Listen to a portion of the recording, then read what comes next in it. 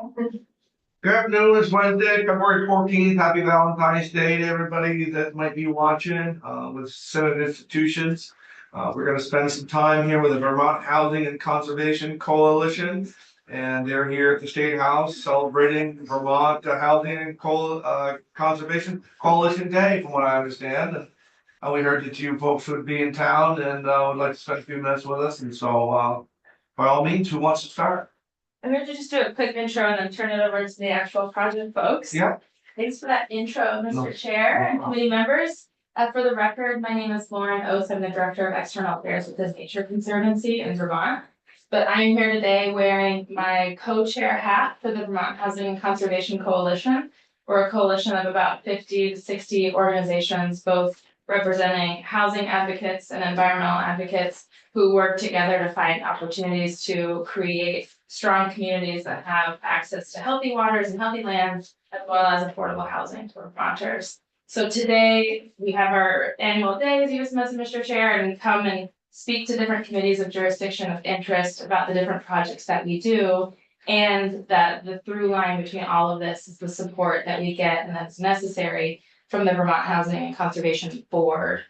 So we come each year and advocate for full statutory share, which in FY25 would be 26 million this year. So we're gonna have people talk about the important projects that get done with that work and how they benefit Vermont and Vermonters. Nothing in the capital bill, correct? Not to my knowledge, no. So Okay. full statutory shares through the property transfer tax algorithm for HCD. Okay. Yep. Thanks. So I will hopefully share my screen appropriately and It's good. see if this. Yeah. Cool. It's gonna go to full screen in a moment, hopefully.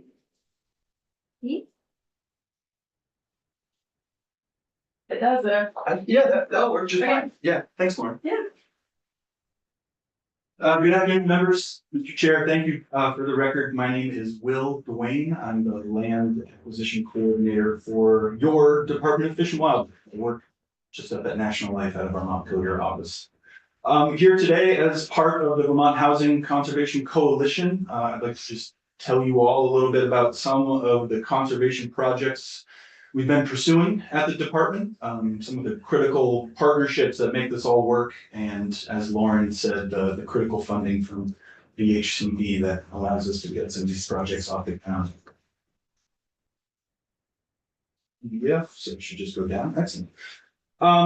So the Vermont Department of Fish and Wildlife, we own a lot of property statewide. We're not as high profile perhaps as our sister Department of Forest, Parks and Recreation, but if you look for our signs, we're out there. Not just the access areas, but we've got over 150 wildlife management areas statewide and stream-based management parcels. These are all about wildlife habitat and public access. We've been in this business for about 100 years. There's about 130,000 acres under the Department of Fish and Wildlife's ownership. And we recently learned that we are the largest single owner of wetlands in the state of Vermont. And the reason we do these conservation projects is it's always been guided for wildlife habitat and public access. But in recent years, water quality has become a huge reason that we do these projects. And then recently, flood resiliency. It's a real new big lens through which we view all of our projects. Flood resiliency is in the forefront of our mind every time we're scoping a new project. And some of the flood resiliency objectives that we hope to achieve are wetland and floodplain property acquisition and conservation, wetland restoration. We're actually converting drained fields back into wetlands so that they can do the functions that they want to do. Acquiring easements on stream bank parcels, and we provide quite a bit of grant monies out and technical assistance to communities. So we're out there doing this work all the time. So project specifically, I'd like to start with a project we're working on right now with the Vermont Housing Conservation Board and the Nature Conservancy here in Vermont. We own two rather large wildlife management areas down in south central western Vermont along the Otter Creek, the Brandon Swamp Complex, and just upstream or downstream, pardon me, to the north, Salisbury, or Cornwall Swamp, pardon me. We have an objective to conserve and link these swamps parcels, these whole areas through public land ownership.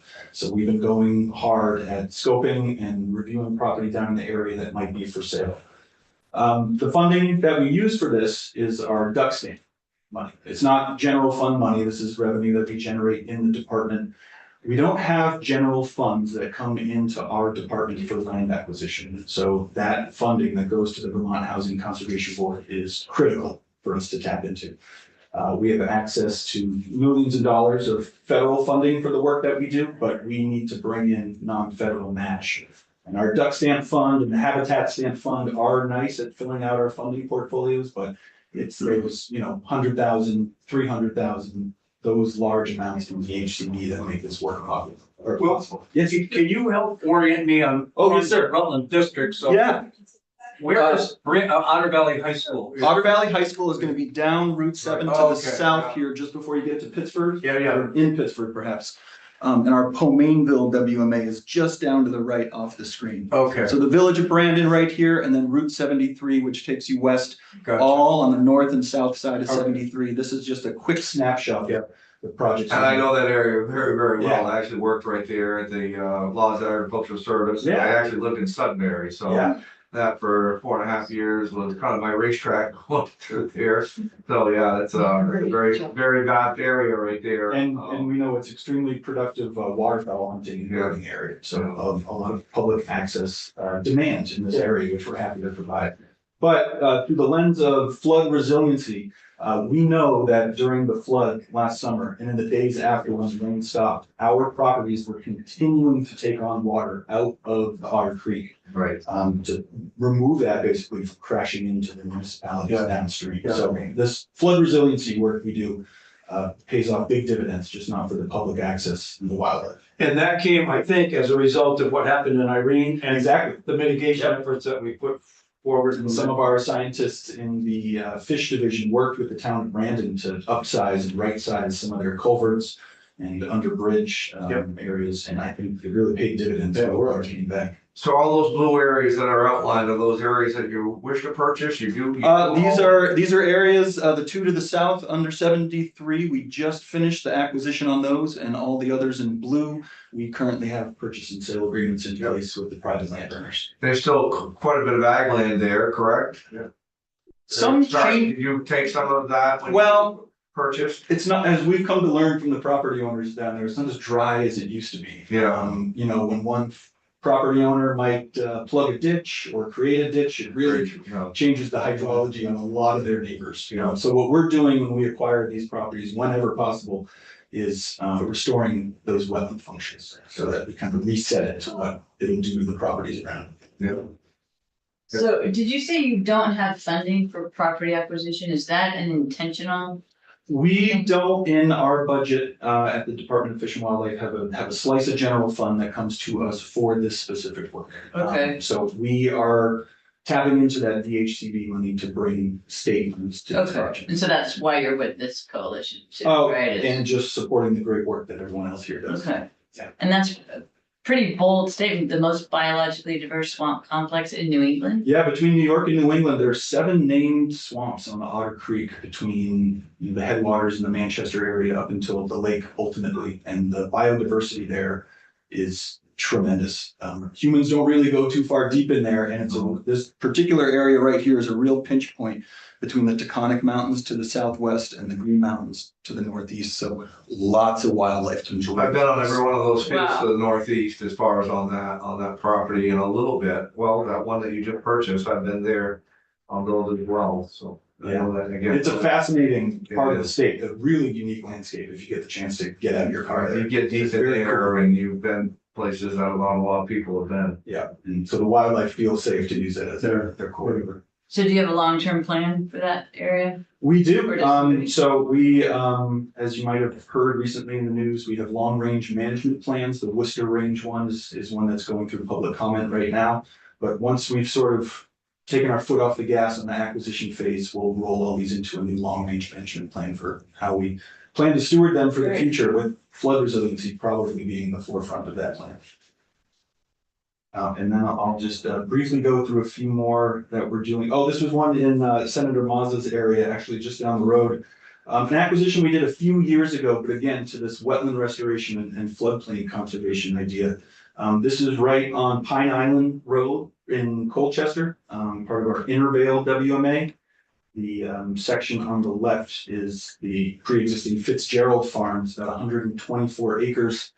And it's basically defined by the river right there. So it floods, in a usual year, once a year.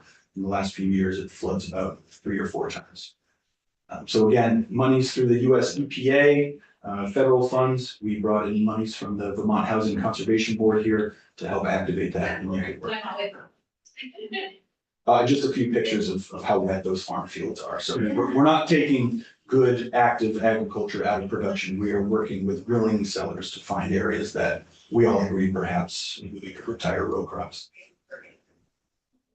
And then finally, just wanted to give a nice shout out to our duck stamp fund. It's a big source of state monies that we use for this, and it comes from folks who purchase Vermont duck stamps. Those don't have to be hunters, anglers, and trappers, but they typically are, and it creates a nice, stable source of funding for both the work I do in these conservation projects, but further into the department as well. Great. So all of that to say, we're out there doing good work.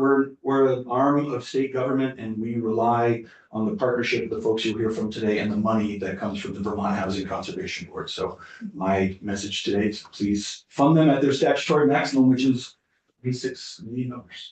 Do you know how far away the governor's recommend was from that number? I do not. We're about $1.5 million off. That's closer Ah, than we have been, right? Yes, you definitely, yeah. Cause I think last year we made it because of some supplemental funding. Right. But it had been years before that, since it was funded, right? To the I full don't amount. think they've ever received the full stuff. We've never Okay. received the full statutory share. Wow, But we're close. wow. For Fish and Wildlife, thank you very much. Thank you. Check out the top. I don't mind going. Go for it, yeah. Just for your, the next. Good afternoon. Let me just get my slides up here very quickly. You can just. Thanks, yes. Yeah. see? Ooh. Just take it. Alrighty. Good afternoon. My name is Hayden Smith. I'm a project associate for Trust for Public Land. We work just down the street, Court Street in Montpelier. And I'm here to talk about a spectacular community-led effort, Walkett Community Forest. This is I know that we're showing forest here in the first slide, but this is a dual goal project for Vermont Housing Conservation Board. And the reason for that is specifically behind the determination of Vermont Housing Conservation Board to get more affordable housing in Mohawk County. So we started this project from hearing from the town. The elementary school principal of Walkett reached out to Trust for Public Land, specifically looking for opportunities to conserve land to get his students outdoors. At that time, the only way to get students outside was to hop them on a bus and go out of town. And that wasn't meeting the needs for the teachers. So they reached out to us looking for community opportunities to expand close to home outdoor access. And that's where we started to kick this project off in 2020. Town of Walkett, over the last decade, Walkett actually lost 2 of its largest employers. It's in the 80th percentile for unemployment. And since the start of the pandemic, home values have increased 22%, adding to the scarcity of affordable housing, not only in Walkett, but in the Mohawk Valley, in the Mohawk County communities. Walkett also has a significant lack of all-season trails beyond the new Mohawk Valley Rail Trail. So Walkett Community Forest is definitely an added benefit with the recreation enhancements that we'll talk about in just a second here. While I'm on this slide too, I just want to point out the photos. This is Bucks Furniture. Were one of the 2 large main employers that closed down. The other photo is a Flatiron Road. That is a gravel road that connected the Walkett Elementary School and the town village. And that's after the July flooding. It washed it down all the way to the bedrock. And was actually at one point was going to help with the connectivity for a trails grant that we received to help get kids from the elementary school down to the athletic fields. post flooding that changed our projection and conceptual design. Community benefits, going back to the original start of this project, this is a community-led project. It started with the community, with the principal. It's expanded to leaders within the select board. Linda Martin testified on this project last year during the same VHCC day. And we've actually helped the town create they don't have a conservation commission, so we've helped them create a Walkett Stewardship Committee. That's a group of 14 volunteers that meet every month over the past 2 years to help reach out to the community, do community surveys, and create a management plan for this future community, town-owned community forest. Please keep going. I can just generate a chair and work. No, sir, I'm all set. I gotta run up for I'm gonna get one in just a moment, so. Would you like to? He's a very good host. Yeah, you can wait for the chair.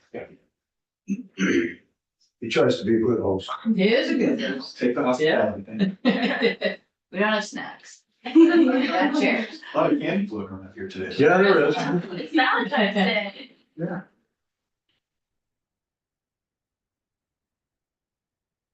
For those that are in the room, I'll highlight this is a class, one of the classes from Walkett Elementary School.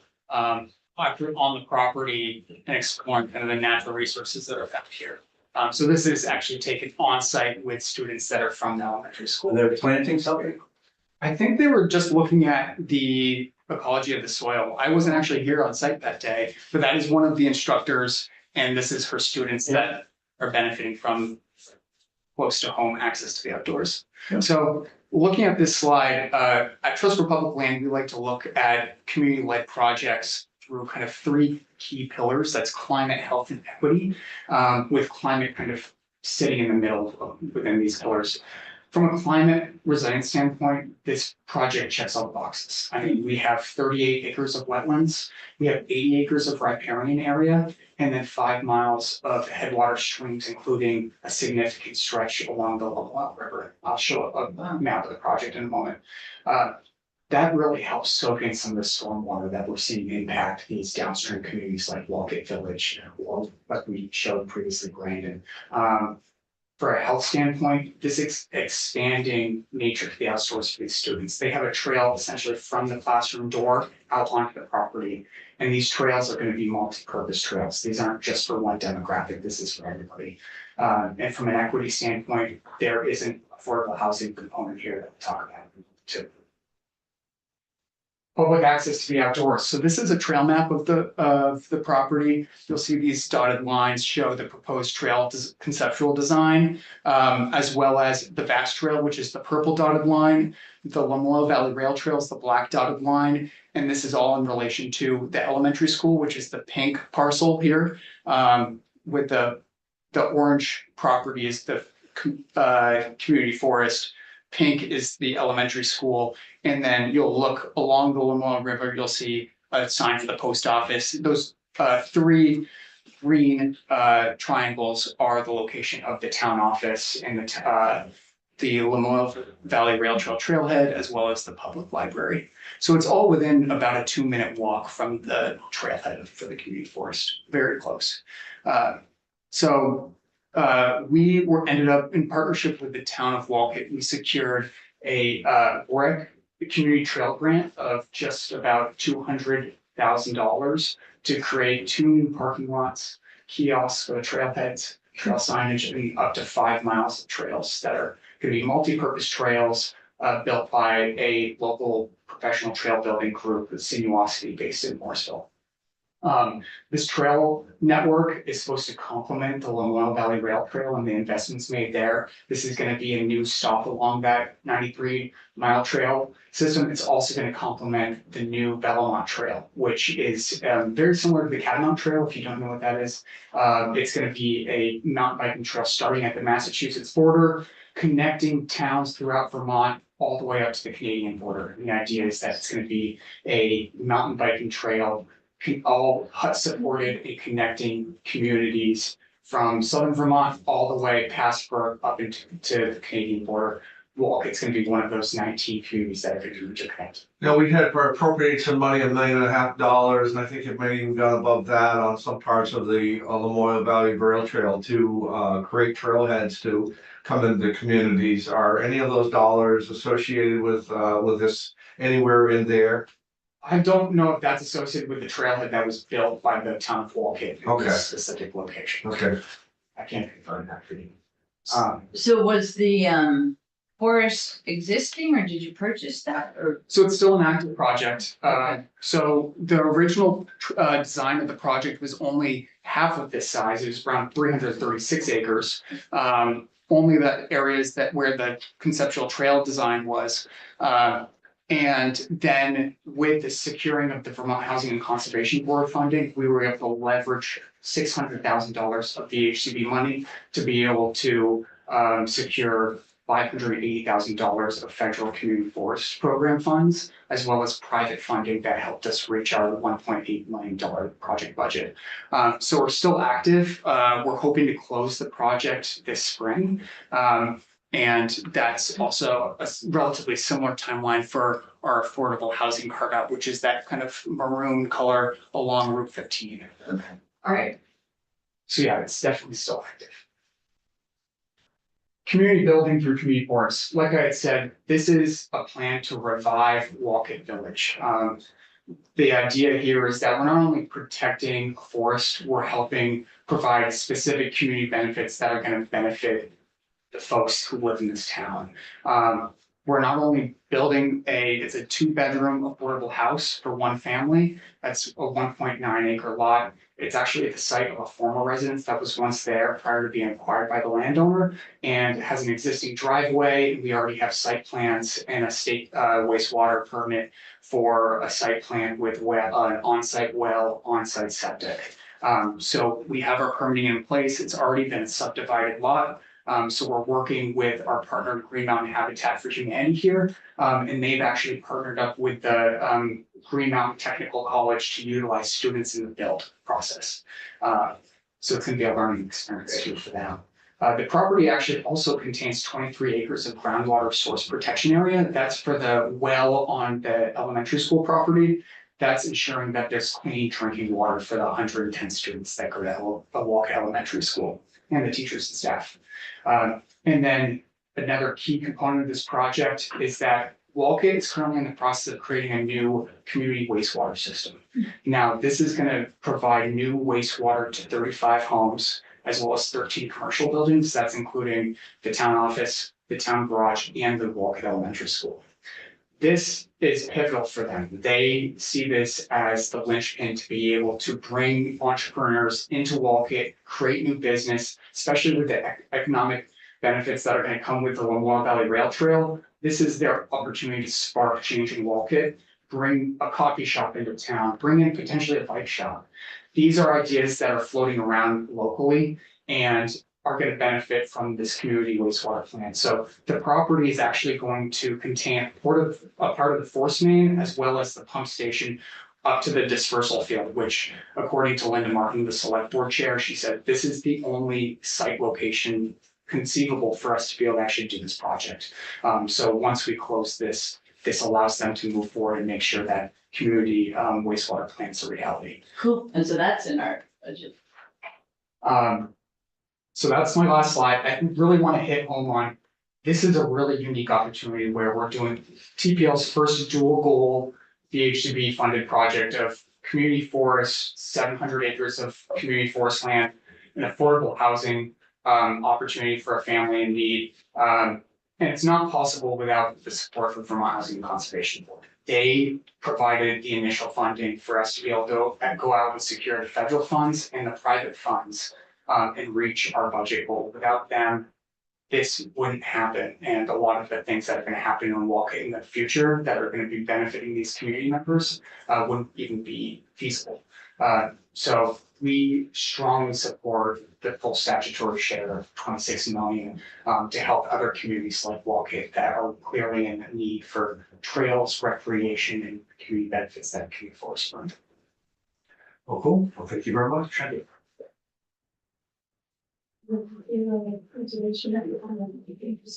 sounds good. It's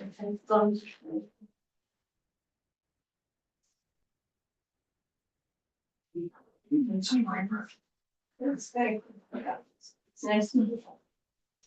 Well, I'm very proud to be here, proud because I got to be introduced to Will and Hayden a little over a year ago as we worked together through the conservation expansion of the Otter Creek Wildlife Management Area. So I love hearing about the projects that they're doing as members of the Vermont Housing Conservation Coalition, part of our work. Hello, my name is Erin DeVries, and I'm the Conservation Director for Vermont River Conservancy. Our main office is in Montpelier, but I work out of my home office in Essex, and I'm moving right down the street from you, Arlene, in a couple weeks. So everybody behave. Another constituent. Welcome to you here in this committee. So thank you for having me here today. I'm here to just share the importance of Vermont Housing Conservation Board. For nearly 30 years, VRC has been a beneficiary of VHCB funding. We together have protected and restored rivers. We have connected communities and people, and we have strengthened our mutual missions.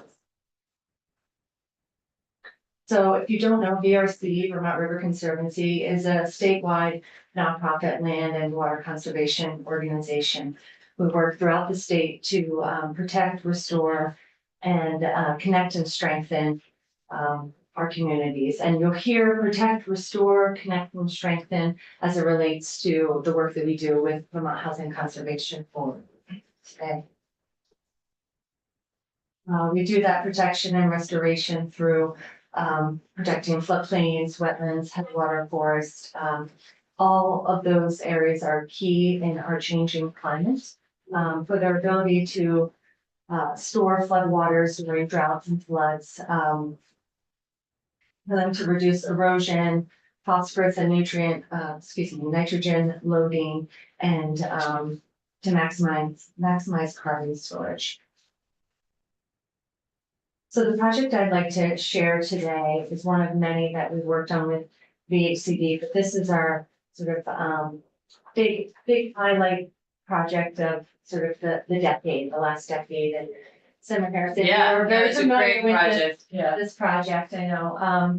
So this is 250 Bird Street. For those of you that don't know about the project here, we are in downtown Brattleboro. This is 250 Bird Street, in our office known as the Whetstone Brook Project. The Whetstone Brook is coming from the west here, runs quite a ways, and then we're about half a mile from the confluence with the Connecticut River in downtown Brattleboro. So this is a large-scale restoration project for Vermont River Conservancy. We are removing about 100-year-old industrial berm that runs along the edge of the whetstone here. We're removing and have removed tons and tons, I think 42,000 cubic yards of industrial fill from the site. This site is a EPA brownfield site. And we are nearing completion of a lot of things that I'll get into in a moment.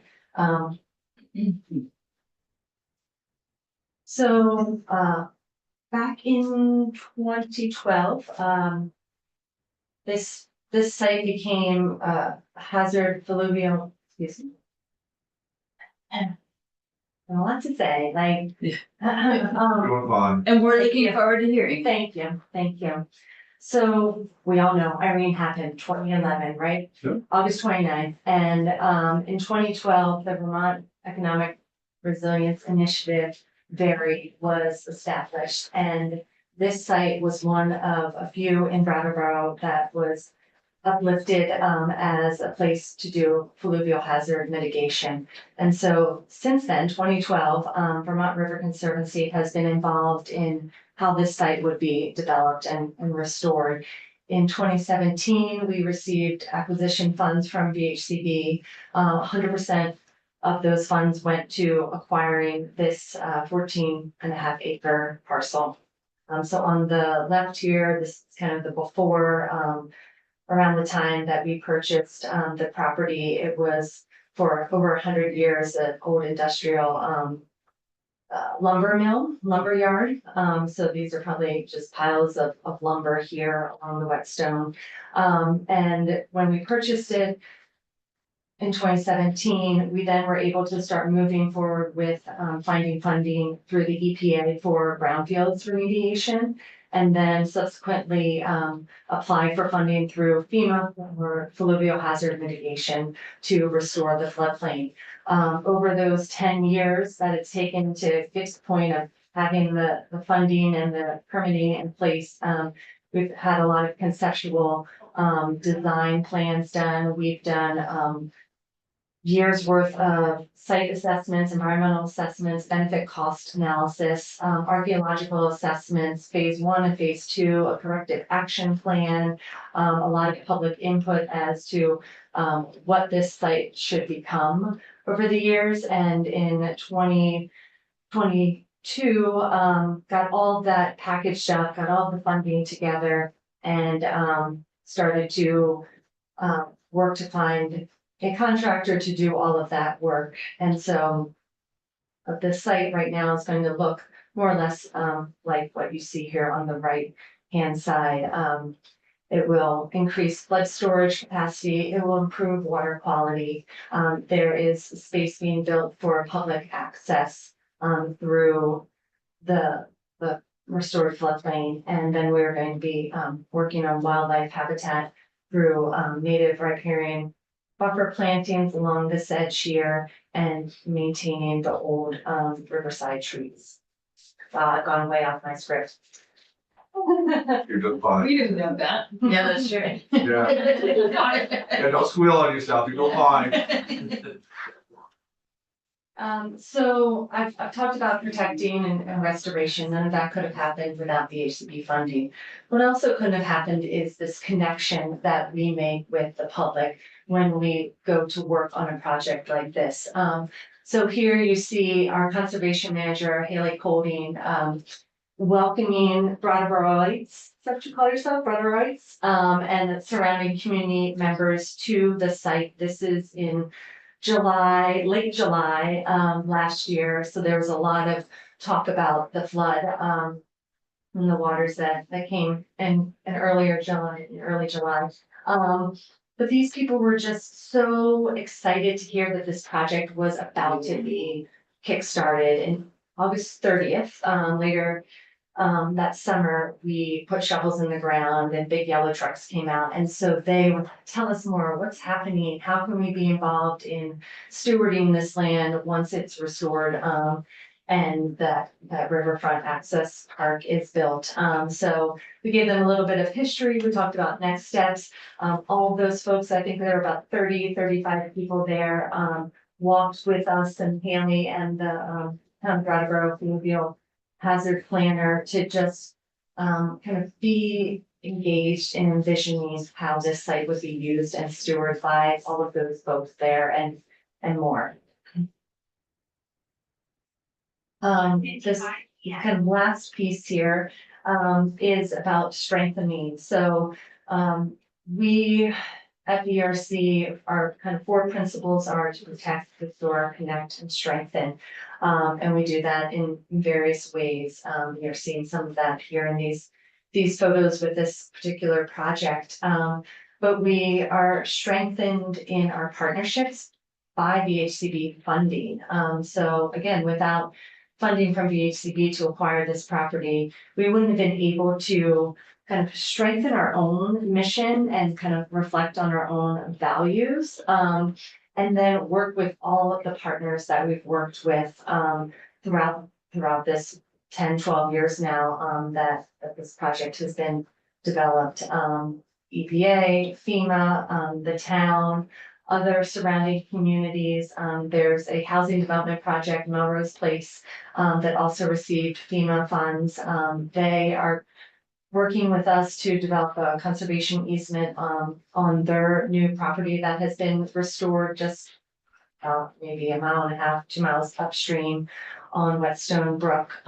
We have engaged a lot with media, town people saying, can you bring this type of project to our community? When we had that public tour, in July, they were like, this is amazing, you know. There's a project like that in my community. There's a woman from Ludlow, and Ludlow was very heavily hit, in the July floods, and said, oh, I've got a few spots where we could do some restoration, and, oh, I wanna have a conservation easement on my property. And then we've been working with the Ludlow Conservation Commission and Planning Commission to kind of figure out how these type of projects, could be developed, and that all wouldn't have been possible without Vermont Housing Conservation Board funding nearly, 8-10 years ago now. And so this is just one project we're working on. We're working on another project with them and the Green Mountain Conservancy in Marlborough, Vermont, to protect headwater forests. So, moving from kind of this lower downstream area along Whetstone all the way up to a mountaintop, where there are multiple tributaries that flow into the Green River watershed. So again, this all wouldn't be possible without Vermont Housing and Conservation funding. Let's see here. So I really want to say that, VRC's values, as I've said again and again, are to protect, restore, connect and strengthen our rivers, our floodplains, our wetlands, our headwater forests, the communities and the people that live amongst those beautiful natural areas that Vermonters and visitors to Vermont appreciate. And it all is happening because of the support from Vermont Housing and Conservation Board. And so I just ask you today to fully fund VHCB at its statutory share of roughly $26 million. I think this is a long-term investment that's in perpetuity that we all value and are important to us. Thank you. Yes. Yeah, I just wanna, that the Birch Street project is wonderful and the Melrose project is wonderful. And they both took, I didn't realize the Birch Street one had such a long time frame too.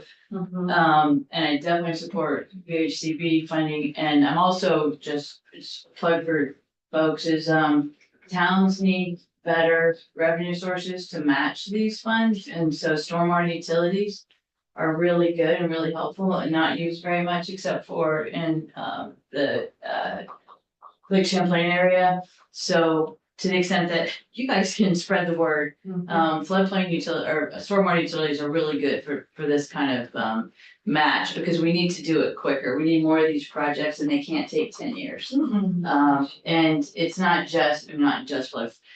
We're protecting properties, we're protecting people. There are people who have to evacuate every time there's just a threat of a flood, and it's terribly traumatic for them to have to do that. So there's all kinds of benefits to restoring floodplains and getting buildings and people out of the floodplain, and then you still get something really nice too. Generally, what you end up with is property that is beautiful and accessible. Kids can go use it. This one will be that way. The Melrose property is being used by schools. Like actually, we were talking about any other project, to come out and the kids actually do experiments. Yeah, we were out there in October as part of the Melrose Place. Forget who contacted us. Oh. Haley was down there. Yeah, and it was an art Students. project Mhm. too. No, there's just so many benefits that you don't necessarily expect. And just one fun fact, what I was told, so maybe you guys can tell me if this is wrong, is the Whetstone starts in Marlborough, high on a mountain, and then it goes down to Brattleboro. And supposedly that's the highest, the largest drop Yes. in elevation of any river in Vermont. So that's kind of cool. So and one number I'm trying to find out, and I get different numbers from folks, but you can quantify the flood benefits in the downtown eventually we'll be able to say that, so that like this floodplain provides, say, 2 feet of protection in the downtown. So you'll have 2 feet less of flooding because of this floodplain, and that's valuable. I mean, as a real estate person, you know, and as just people who know what happened in Montpelier, right? Just to humans, beings overall, that don't get flooded out of their property. Yeah. Whether it be commercial or Yeah. residential. Yeah, so just floodplain restoration is just so important. So thank you for your work. You're welcome. And just even advocating for it is, even if we don't spend money on it, just advocating for it really helps. I know we're running out of time, Yeah, but we are. I'm kind of curious. All right, I'll keep it. Is that a body of water on the right of the conceptual plan that wasn't there on the other one? On the right, where it says wetland here. Yeah, Right there. No, I think that's just the way the designers illustrated the wetland Oh, there, okay. so Alright. it's really kind of steep. And it's this just long skinny emergent wetland that lets out like right around here Yeah. through a culvert. Okay, And so, and again, this conceptual plan, it's a little bit different, like right now, we're not having community, like a conservation nursery right here, we're gonna have parking.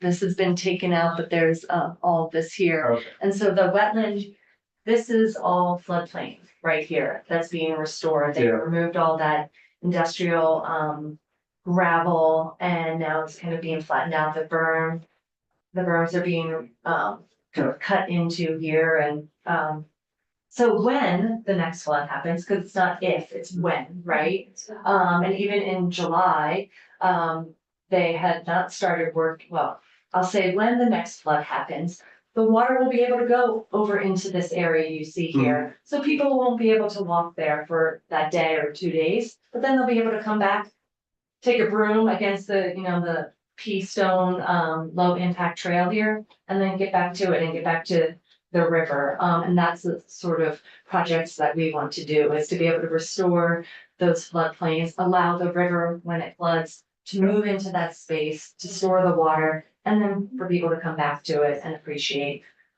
what's been protected downstream. Okay, thank you. Can you tell us what the first and last slide was, that beautiful natural area, does anybody know? Oh, the Oh, first one, yeah. yeah, I don't, Oh, Your titles. Oh my gosh. Is it in the last Vermont? one. I don't know. That, let me think about that. I know Yeah, that was that just one, off yeah. the top of my head. It's gorgeous. We should ask It's like Kurt, surreal. but I know. Okay, we're about to do some time, so if we Okay. can, if we have One a, more. okay, for we housing. can, yep. Hi, thank you. Thank you for making the time. I'm glad to be here.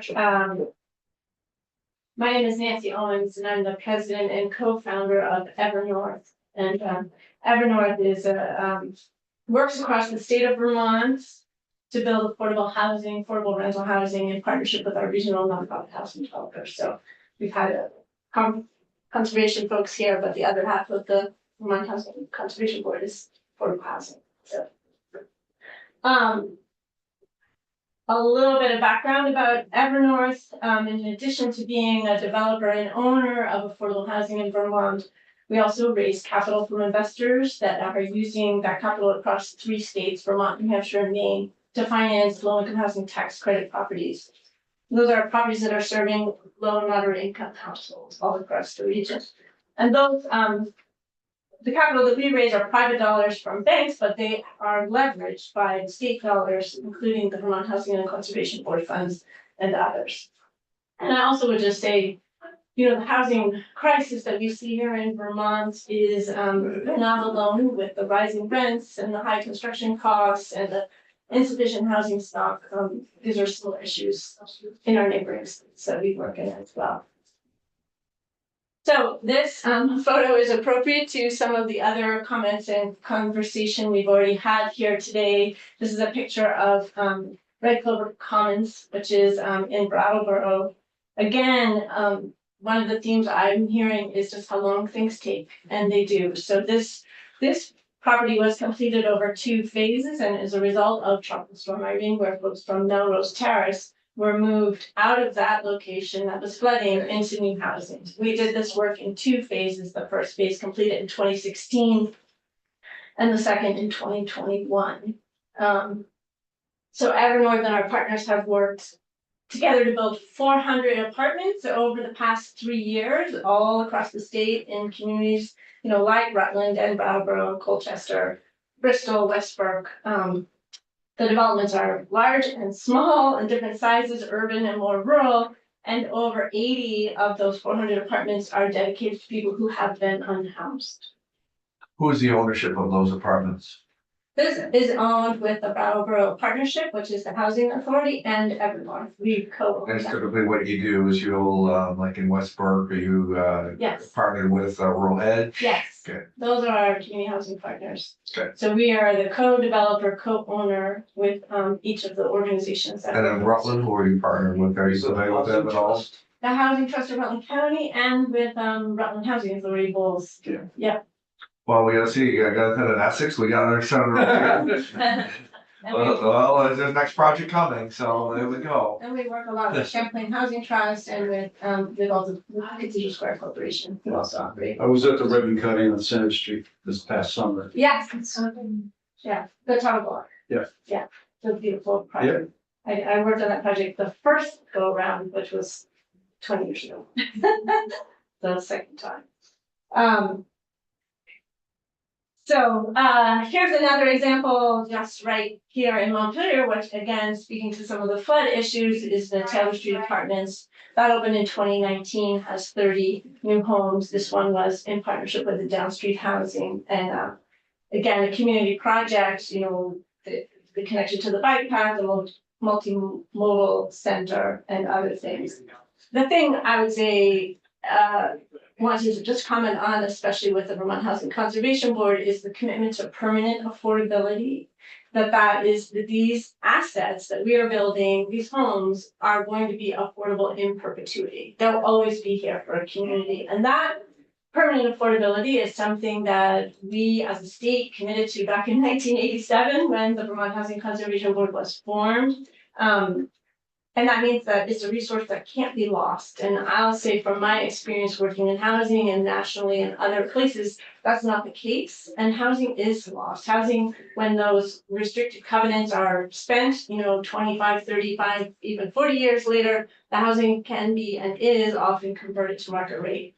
That's not happening here. This is a forever resource, just the way we conserve our lands forever, we conserve these assets as well.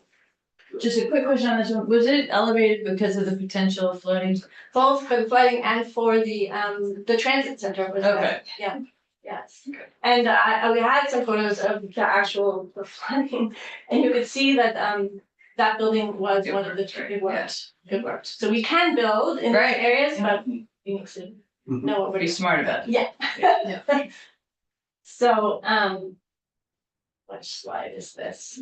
Number. So this one, just want to say that from the resources that we had available from the state legislature and through VHCD and others, we have another 157 apartments under construction across the state right now in Colchester, Heinsberg, Windsor, Barrie, and we have 12 more projects amounting to another 444 new homes in our pipeline that are ready to go.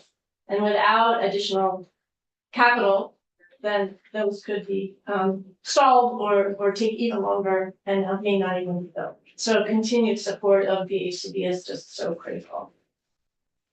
One example of a project we've been working on for a long time is in Putney, Holloway Drive, which is a partnership with Wyndham and Windsor Trust to address really urgent need for more affordable housing. And when complete, it'll have 25 apartments in that location.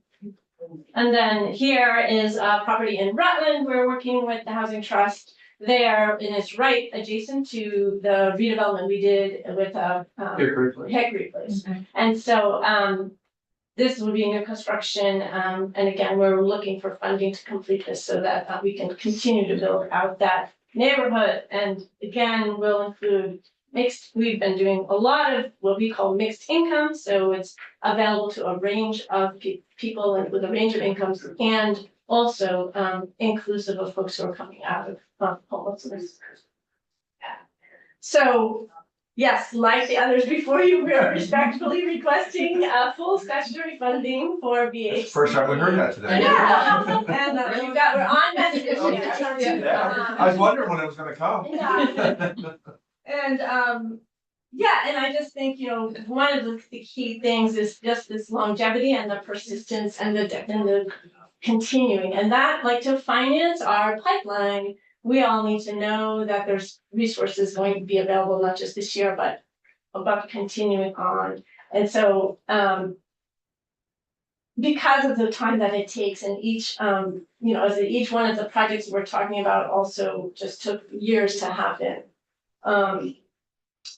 I just want to, one last thing is to say that the housing crisis is very critical issue for so many people and has so many intersecting issues for school kids, for health, for the economy. And so my colleagues in the housing side of the Housing Conservation Coalition have been discussing, what would it take to do more, and so thinking about a 10-year plan to move out of this crisis by really addressing homelessness and making substantial progress on building new homes, all of it matched and brought along with appropriate services, which is another piece of the puzzle.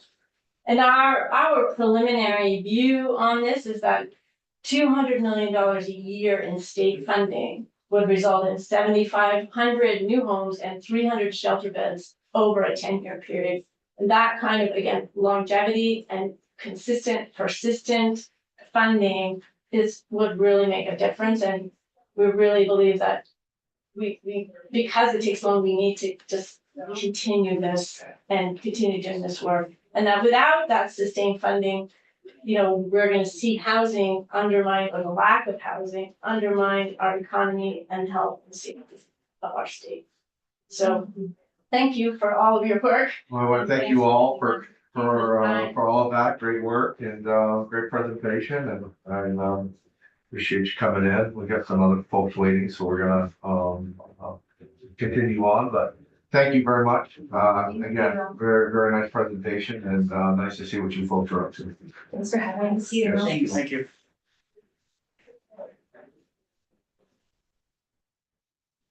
Thanks for having us. Sure. Thank you. Thank you for coming in.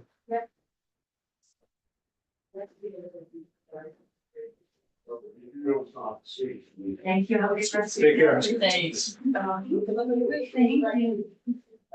Extra check. Thanks. Take care. Thank you. Thank you.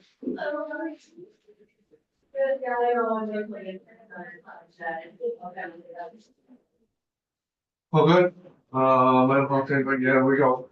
Yeah. We apologize. 15-minute presentation turned into 50, but that's what it was. learned a lot. Yeah. Well, that's what matters. That's why sometimes it's fair.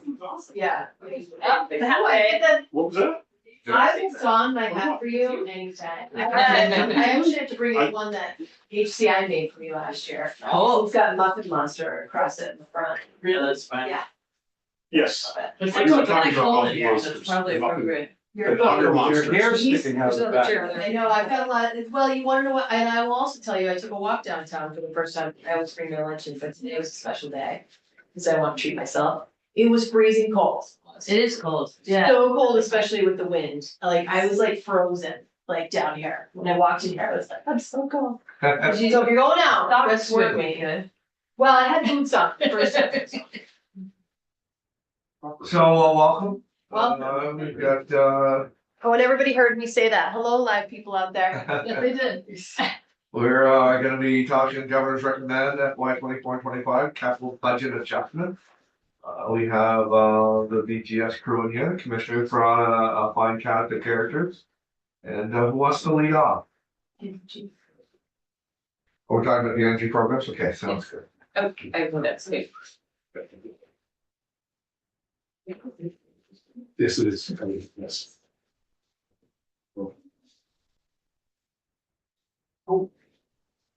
Yeah. When you're ready. Things to pass. Yes. Yeah.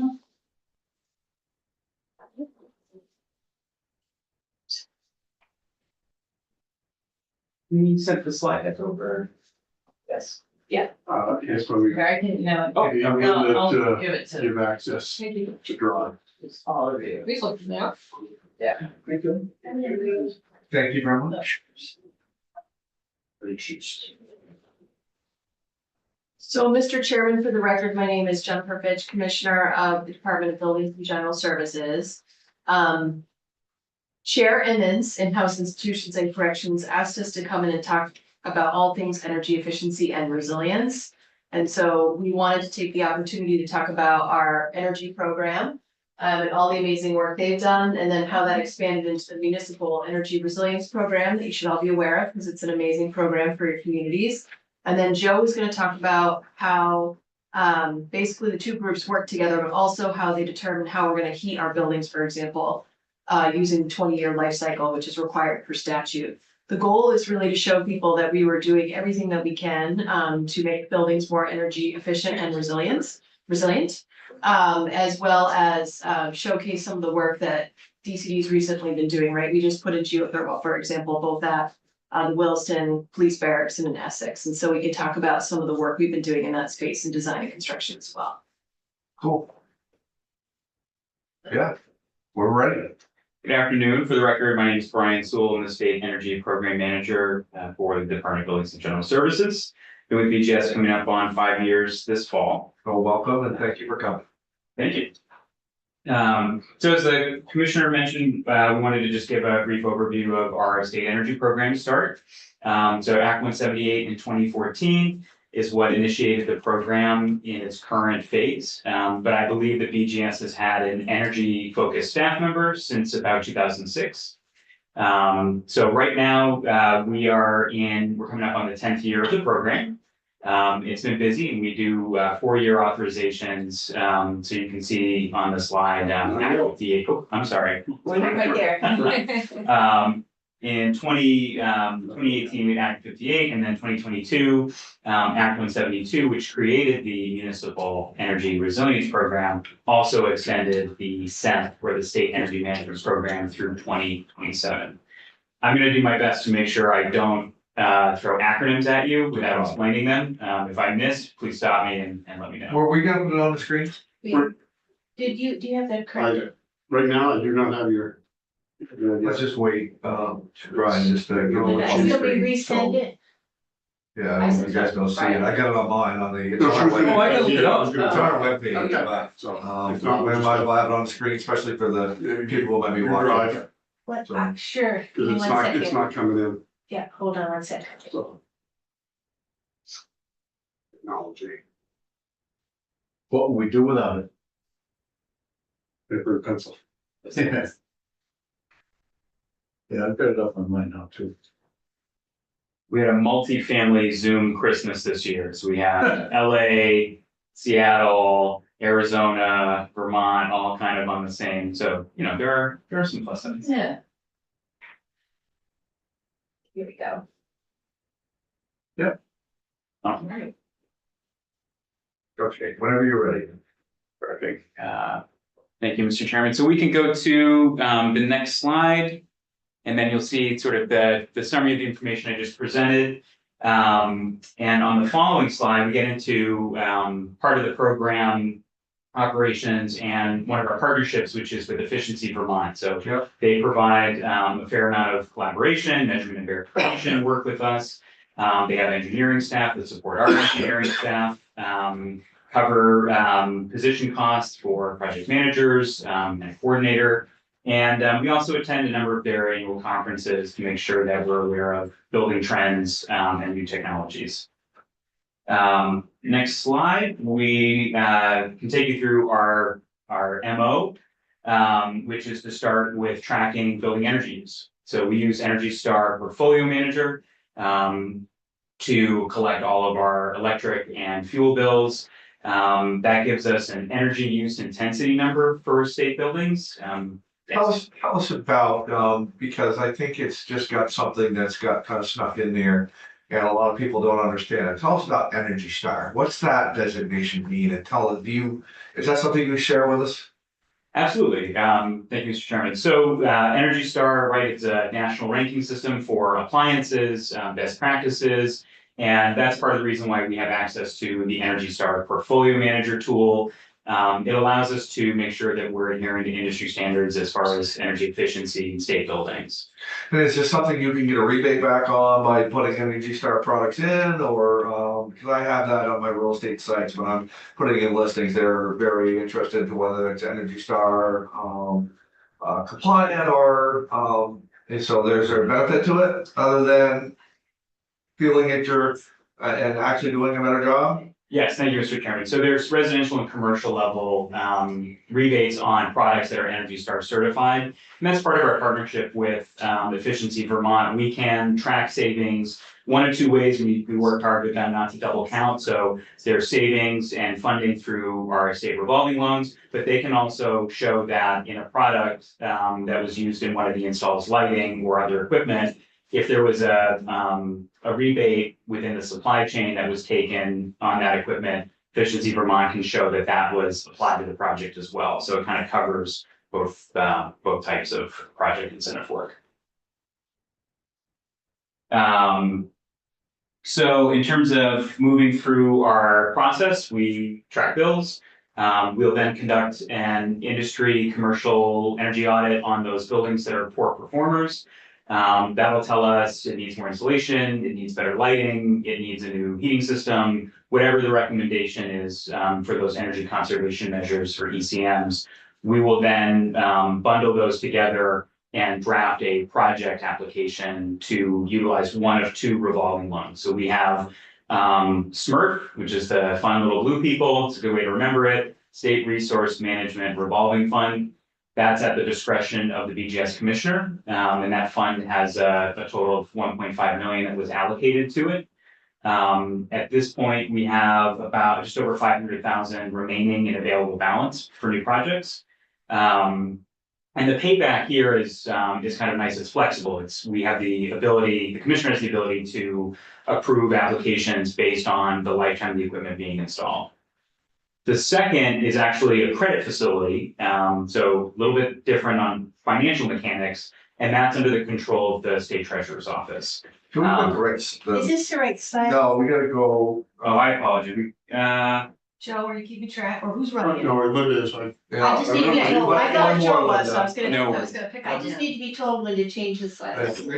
Right, yeah, right there, thank you. Thank you. And Joe, I could be giving you cues as well, and I apologize.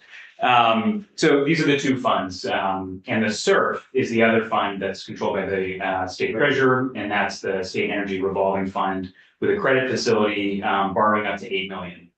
And we have about 5 million available credit facility to loan out for projects. And that 15-year is interesting. Yes, so Senator Harrison, this is a key point here in that starting in 2018, we actually had the payback period requirement lowered to 7 years, meaning that you could only borrow costs up to a project that would pay back based on the savings from that installed measure for 7 years. What we saw through the COVID-19 pandemic is costs going way up.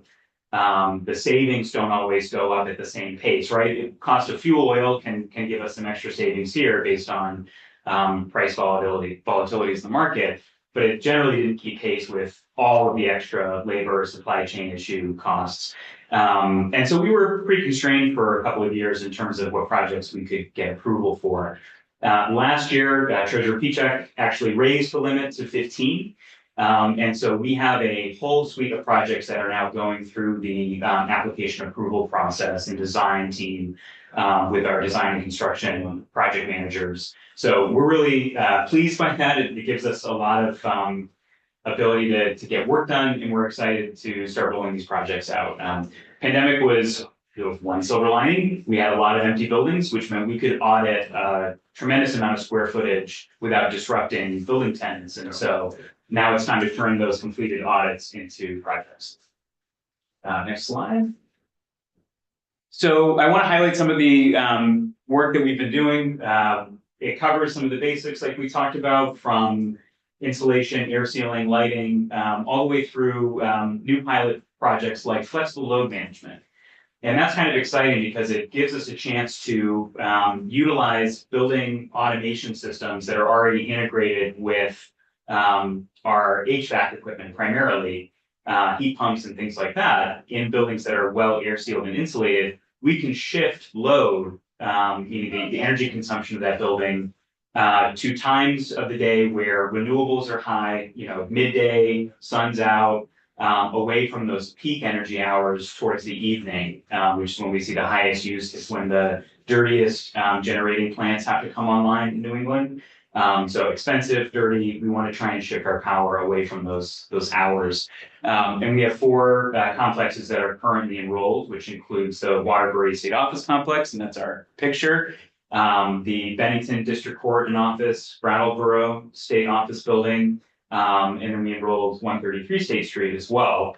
And part of our work over the next few years is going to be to upgrade building software, controls equipment, and continue to insulate and air seal so that we have more buildings that are available to take advantage of this sort of pilot program shifting load.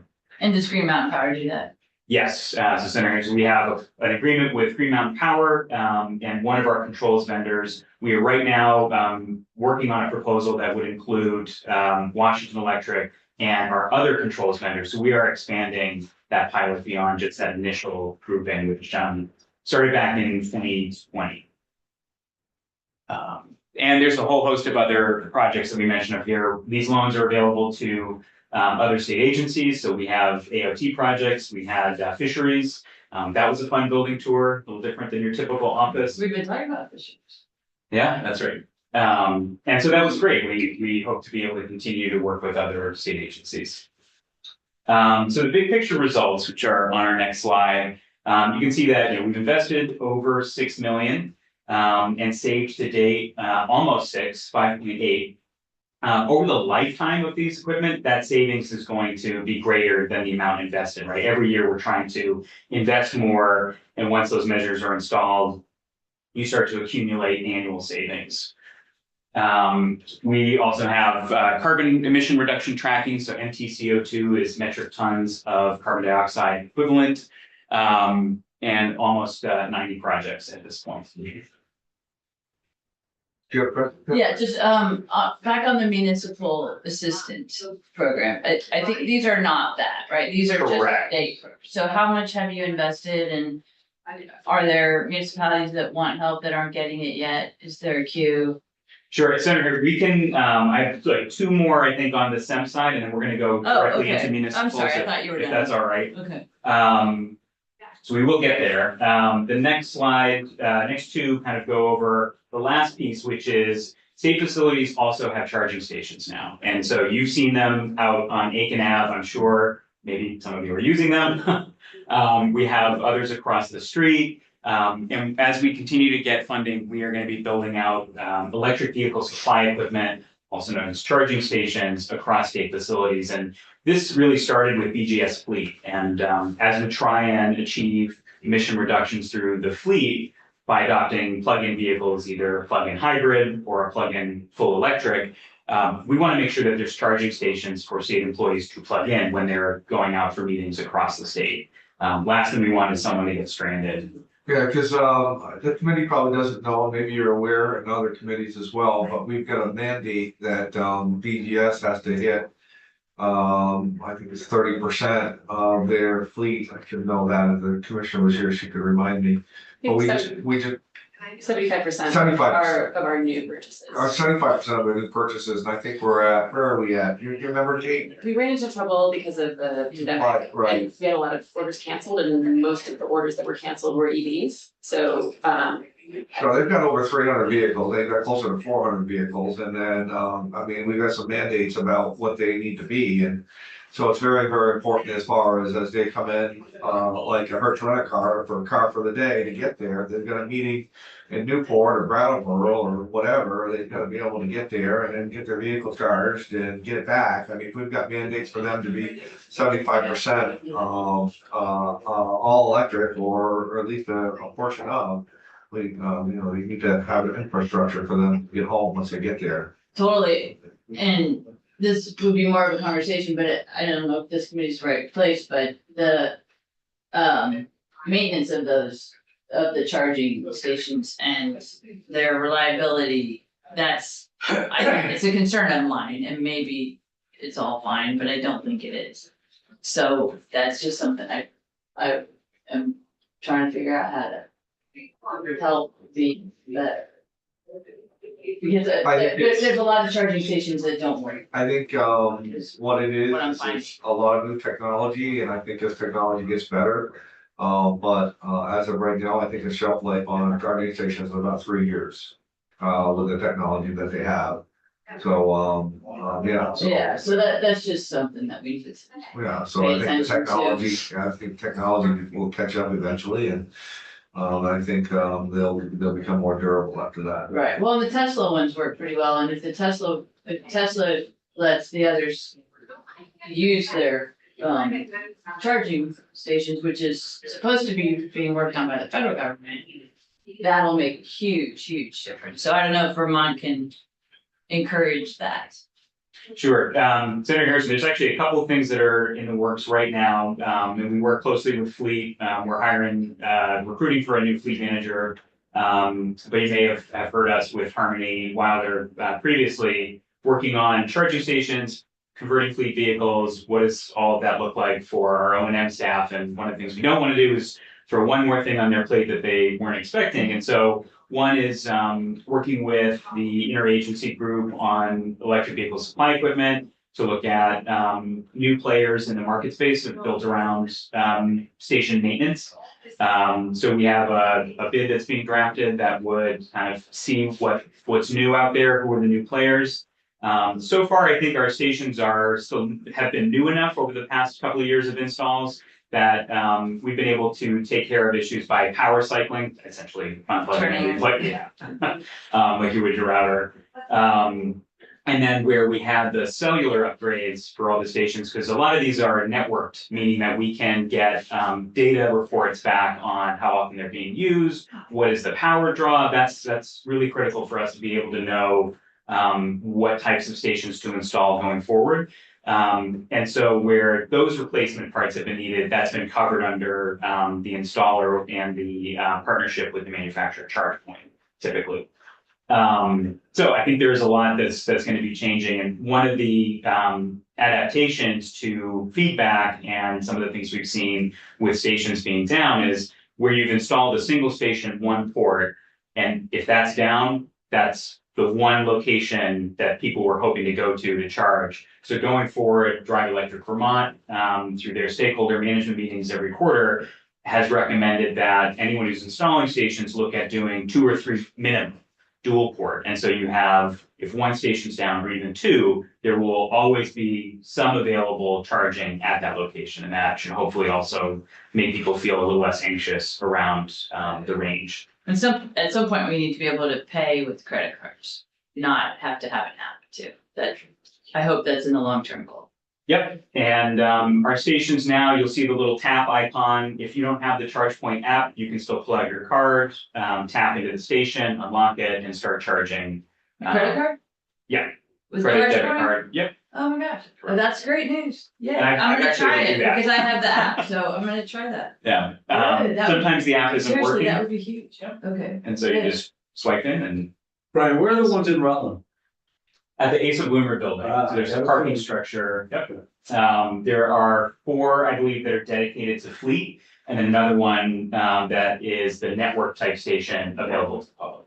You're level 2. Yes. Thanks. Yep, I would go. And I think the pictures on the right just illustrate that as we work closer with the design and construction team, operations and maintenance, if there's ongoing projects in a location that might be a suitable site down the road, but we're not installing a station just yet, we can lay conduit, we can include infrastructure for future stations, and reduce costs that way when we're already working on site. We talked about that in transportation as well, so I'm glad to see you doing that, because to go back after the fact, especially if you're doing new construction, to go back in and to do that, it's just costly. So I'm glad to see that. The examples Forward here. thinking. Oh, sorry, yeah. So on the bottom is Newport, office building, the Hebert building, and then the top photo is actually the Colchester Health Lab. And they had done that 5 years ago. We got a one-time appropriation in 2020 of 75,000. And with our average cost, we were hoping to get 3 stations out of that allotment. We actually squeezed a 4th in because a lot of that prior work had already been done on site. So it was just bring the station in, drop it onto the spot, and connect it up. And that was a great example of that working well. Cool. So now we can switch into the Municipal Energy Resilience Program. Act 172 passed in 2022, allocated 45 million in ARPA dollars through state fiscal recovery, which have since been designated revenue loss replacement. So now they're acting as state dollars, which is great. It gives us the flexibility to install the types of measures that municipalities really need. And the bill bases one of its core criteria in energy burden.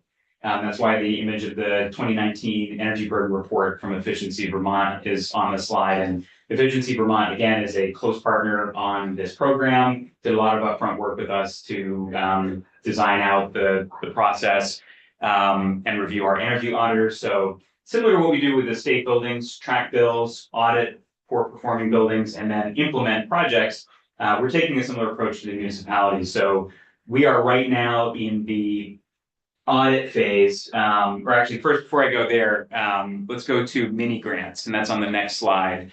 Part of the goal of 172 was to get some funding out pretty quickly to towns that maybe had been itching to kick off an energy campaign or start an educational awareness program in their communities. So we have an example here of Chittenden, Vermont, using their $4,000 mini grant to have an energy fair in town.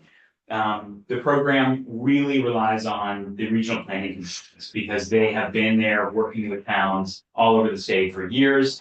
This is BGS's first time working with municipalities, so partnering with them has been a really successful means of, one, just helping people understand there is a program, how to engage with our website and get access to the application forms, and then to collaborate with each other on ways to take advantage of this. And so we just found out recently, I think it was February 7th, an article in the Hardwick Gazette talked about a new grouping of 6 towns in the Northeast Kingdom, Save Energy, NEK.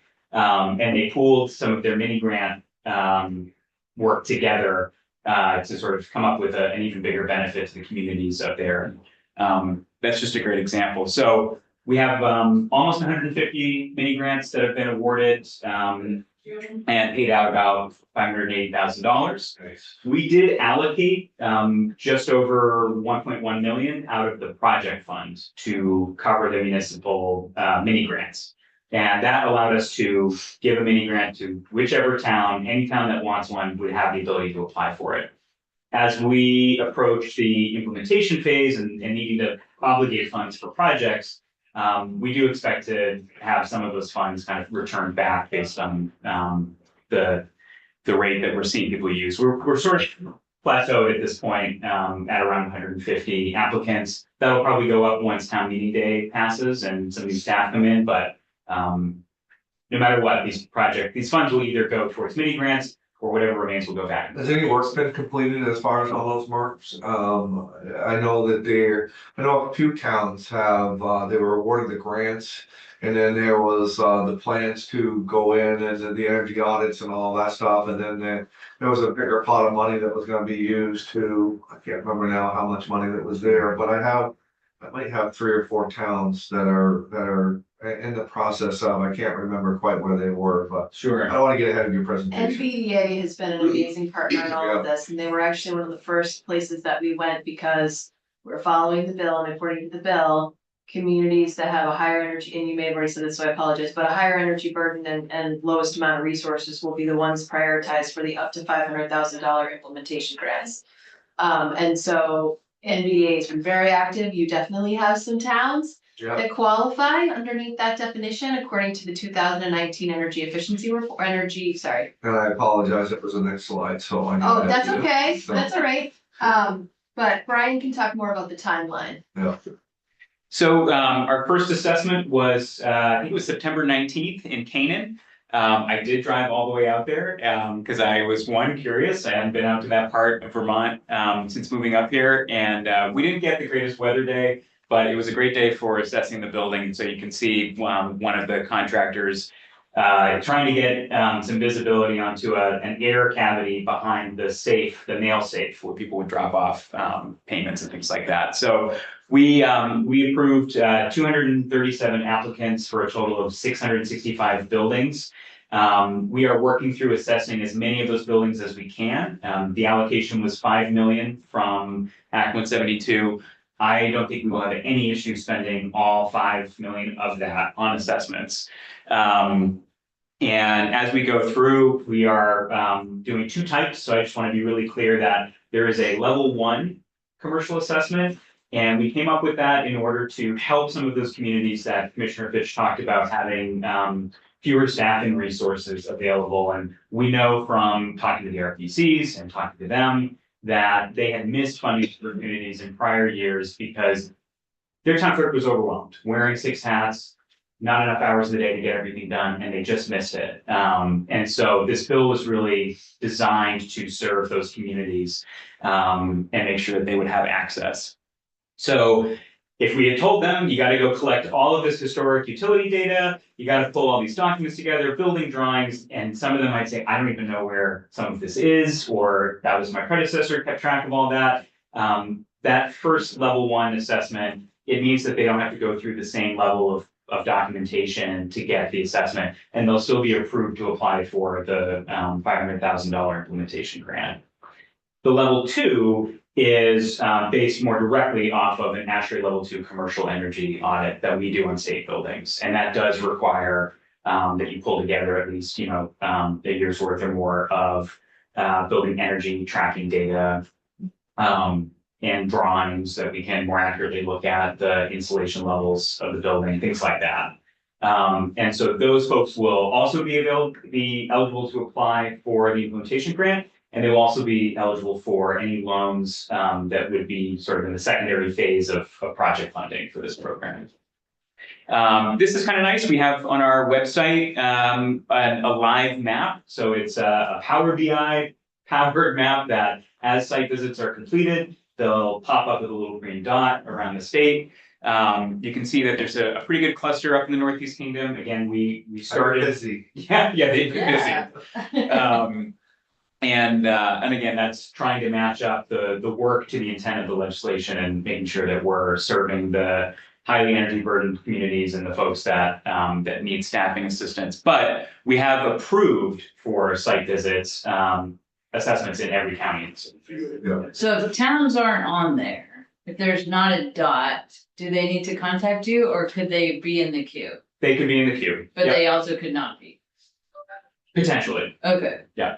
I'm just saying, there's a couple that I know of that really should be contacted. So this is when a site visit has already been completed. Yeah. So it either is they've approved and they're working on scheduling with the contractor and the RPC. Okay. They wouldn't show up as a dot yet. Okay. And then I think on our last municipal slide, we're going to talk about some of the work we're looking forward to doing. So the 35.5 million in project funds, and I'm using that number as the number after we had removed $1 million for the mini grants. Again, whatever's remaining will go back into projects. But that's the biggest chunk of funding, and it's the part that really brings this program home for municipalities. We have tried in prior years to get some sort of municipal program off the ground. We know that under the American Recovery and Reinvestment Act in 2009, a lot of these municipalities got energy assessments on their buildings, and they turned into reports that had really great information and sat on a shelf, and nothing was installed. And we are committed to not making that same mistake again. That's where the bulk of the funding is really critical here, because $500,000 can really go a long way towards air sealing, insulating, lights, heating equipment. We know there's a commitment to try and help municipalities get off of fossil fuels. And I think the neat part of that program was that you were really pushing them to find other ways to even push it up even higher to make sure they maximized all the grants, so that if if the building did, once you did the building, well, okay, it's a community center, well, maybe we need to figure in a battery backup generator for if the power goes out for any length of time and all of that. And program's been really, really neat for these small communities that I deal with, because I think you're hitting the nail on the head. Nothing's getting left on the shelf. Everything's getting pushed out. The people, the support staff that has been hired to help these small towns that don't have the capabilities to navigate these types of grants have been phenomenal. We've been, again, lucky with our NVDA. They have been fantastic. They've been great partners. So this has been a very successful, in a lot of the towns that I represent.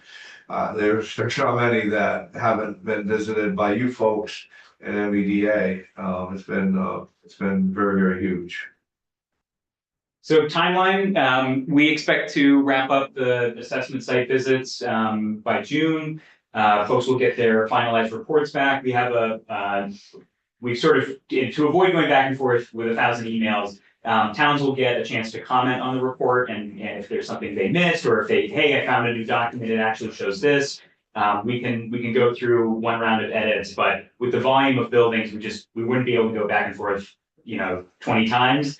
But I think it's great because it gives them a chance to work with their RPCs, get a finalized report, and then we will be reviewing and awarding the project grants of up to $500,000 over the course of the fall, with the end date being December 31st, 2024, obligating those project dollars. Thanks, Brian.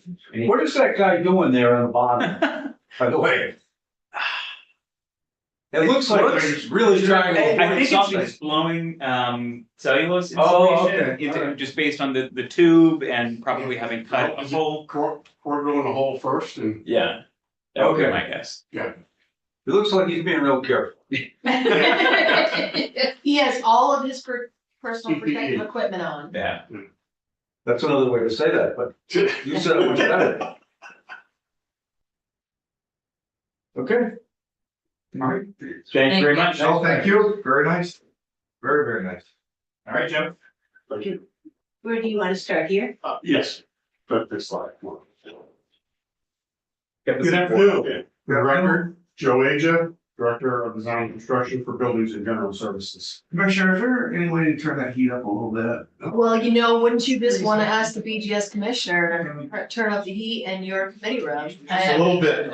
More than happy. Thank you. Hopefully it works. Anything I can do for you, Mr. Chair. Thank you very much. Hopefully it works.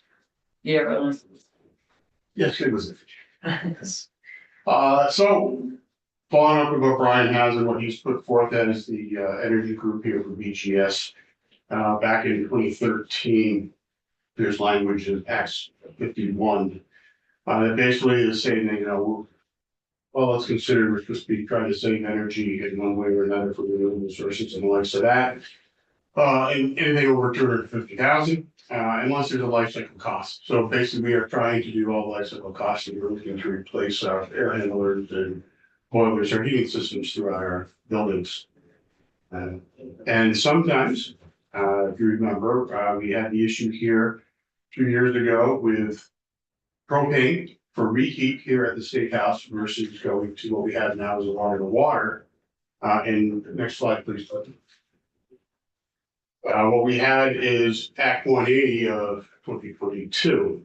That encourages a little bit more than basically all things considered to be looking at other alternatives.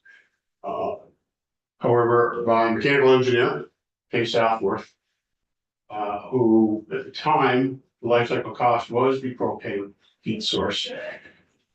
This language came out, so we were having to rethink everything and waiting for that. He thought we could probably do it with water to water, and that is why here at the State House, we are not going with propane. It is a water to water heat source, so we're able to, while cooling, take that heat that is being removed from the air and be brought back into the system to provide heat so that we can dehumidify when we need to be. So that worked out well up there. Next slide, please. So around the state, what I've done here in the top table, as our building heat sources, and I've done a number of buildings in more complexes. So I didn't bother counting the buildings here in Montpelier, Water, for the likes of that. But we still, predominant fuel is number 2, fuel oil. We have one running on number 4 fuel oil, and that is down the Vermont Environmental and Ag Lab down in Randolph, because we're off of the colleges system, and they're running with number 4. We do have funds in there to construct our own heat plant, and when we do that, we're looking at wood chips and possibly propane for a second source. So what's the difference between number 2 and number 4? My world, number 4 is a lot, it is less refined, it's thicker, and there's also number 6 here in Montpelier, and I think Waterbury 3 years before we went to our new heat plants, we were running on number 6. So number 6 in this weather is thick, and you gotta heat it. Yeah. And it's also, sand in there and the likes of that, and so, yes.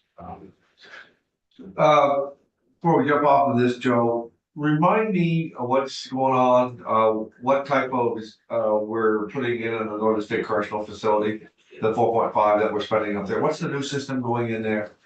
Don't know yet, but I got a slide on that. Okay, For that, and actually several slides coming up after this because of sort of that process I that we did go think, through. I had a question about that the other night, and I said, Yeah. God, I should have known that, and then I didn't. No, we haven't picked a system yet, so that's why you don't know. Okay, And so throughout, we have, 4 geothermal locations. Yep. Now, natural gas, obviously natural gas is in basically the northwestern part of the state, and that's at the time, gas was out there on the street, that's tied into. Propane and others, wood, we have 10 facilities with wood. And down below, we do, I show the bottom table, a mix of our buildings that we have throughout the state where we try to do wood primary. The problem with wood, if you certainly have a wood stove or something like that, you can fill it full of wood, it gets real hot and toasty, but you can't turn it down. Build a window to relieve some of that heat. So that's a problem with wood. So in the swing seasons, we do not heat with wood. So there's a certain degree that, certainly when it's cold at night, sugar season, cold at night, warm in the day, that doesn't work out so great when you're doing wood. We do try and run them as much as possible. However, depends on where you are in the state and what the season is. are we using the wood one in Northern State Correctional right Yes, now? that is chunk wood, Okay. that they have up there. That is operated by the incarcerated individuals. So Is that the one gonna get replaced, or that is the one. okay, Yes, it is. okay, So in other locations, we run off of wood pellets. That is nice. It's not, it costs a little bit more than wood chips. But certainly it's somewhat better than some of the, natural gas or direct fuel oil and likes of that. We do have 2 facilities that are 100% wood pellets. That's Westminster Public Safety and Berry, Washington County Courthouse in Berry. They are pellet system completely. Next slide, please, Linda. I think I already did. Oh, well, okay, great, very good. So on our fuel types, what we're looking at, and this is, starting to get into life cycle cost analysis, is what you're looking at is the type of fuel, the cost of the fuel, and again, these are derived on the federal level. We're projecting these, and I have no idea how that really works when the engineer puts the numbers together, how that's picked. The energy content, and when you do all your math of that, you get a cost per million BTU, or per million BTU. And so when you're looking at that, it's a way to evaluate type of fuel versus the cost, and that cost is at any given time. It does fluctuate where they lie. So that comes in later when you're, next slide, please. What's bullet chips or Bowl chips? Okay, Oh, so we there can are give you a 3 whole dissertation on these. I got to hear about this. I don't know that one. There are 3. Oh, it's a Oh, good question. There are 3 types. Joe was shaking, waiting for You somebody to ask that guys are question. excited. Let's talk about these. Thank We you talked for that. about it. Oh, So there are both chips, dried good chips or number 1 chips, and then you also have whole tree chips. Our plant here in Montpelier was designed to process whole tree, and that's basically whole tree. However, your logger is simply going to take the best part of the tree, then what's left over to be the whole tree. So here in Montpelier, we had in the plant a way to reprocess the stuff that doesn't make through the chipper and make those nice little chips. You saw 2 slides back, like, inch and a half square or something like that. And so that goes through another chipping system. We found that it doesn't, it works, but it takes extra manpower because some of the stuff that comes from the chip of the whole tree is just not like a 4-inch chip. Sometimes there's a 3-foot stick that's coming through 2 inches around or something like that, and that has to be reprocessed. And because of the way the conveyors work and everything else, they start binding things up. So they've actually gone to a bowl chip, which costs a little bit more, but it's less labor intensive. It actually burns a little bit better. So your bowl chip is above the good part of the tree, basically the main stem, where it starts to branch out. And that's where those good branches are, and that's the bowl of the tree. So those are a little bit more expensive because some of that is still good for firewood and the likes of that. And then you have your dried chips, your good chips are also screened. A lot of the schools will be running those because those are very nice chips. They go through a screen process and they're all about from the same size and go through without any issues. You know, here at the plant here in Montpelier and in Waterbury, we do run 3 shifts or 2 shifts, 24/7 while the plant is running because there can be issues running those different style of chips. Thank Working on you. Yeah, totally. balls and- Thank you. Isn't it amazing that he actually knows that amount of information? Yeah, but all the other he likes information that to he know knows, that. he does. I didn't know when I was doing the plant, but you're right. The picture here, if you're wondering, is the E-plant Montpelier. Which is a great place to take a visit at some point if you've never seen it. Yes, it's always better in the winter because then you can see things moving. Next slide. So then we get into the geothermal process, and this is what we were looking at here in Newport. We've gone through with Newport and done the life cycle cost analysis. And although other locations, Williston Public Safety Facility, 25 wells. The Essex facility for mental health is 20 wells. For grand scheme of things, well, I thought this one was good because our engineer did look at going to geothermal Newport. And you see the dotted square, one on the bottom left is just for size, it's 600 by 900 wells. Square footage that you need for your wells are 500 foot deep, 25 foot on center, if all goes well. And so I superimposed that over the site here in Newport, in the correctional facility, you can see how much room that would take. Now, if you notice, anything that's outside of that fence line that goes around the perimeter road is wetlands and hills and trees. So we have to do a lot of cutting to make this work. And even then, it's not gonna work great because the system was designed for 180 degree water, up to 30, 140, which geothermal puts out.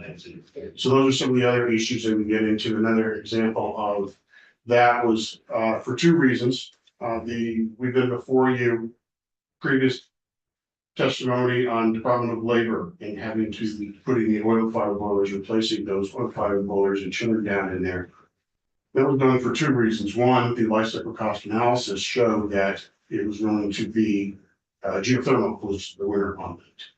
The problem being is because how the building is designed for 180 degree water, all the units in the outside wall and the air handling system would have to be changed out. So we're looking at a $1.5 million system to replace the wood boilers that are in place, or over $7 million to completely do the whole building over to go to a geothermal system.